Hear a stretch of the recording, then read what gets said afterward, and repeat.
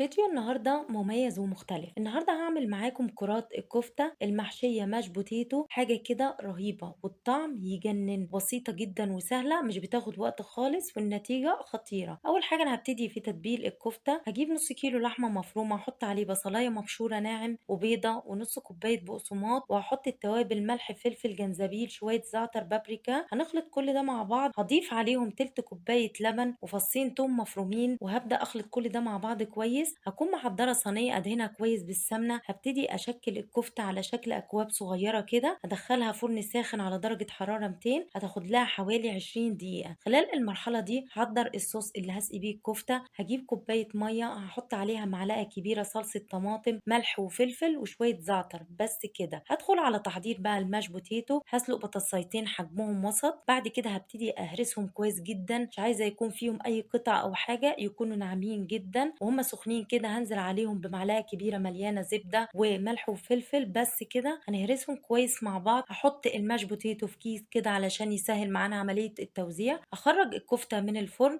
وهبتدي احط فيها الماش بوتيتو بالشكل ده، وهديها رشه جبنه موتزاريلا، وهحط الصوص اللي انا جهزته في الصينيه. هرجعها تاني على الفرن، هتاخد لها حوالي 10 دقايق وبس كده. بخرجها وبقدمها جنب شويه رز بالشعريه، جنب شويه سلطه. بجد هي مش محتاجه اي حاجه جنبها. ولو عجبتكم الوصفه ما تنسوش تعملوا لي لايك وشير وكومنت حلو منكم، علشان كومنتاتكم بتسعدني قوي. اشوفكم في وصفه جديده. باي باي.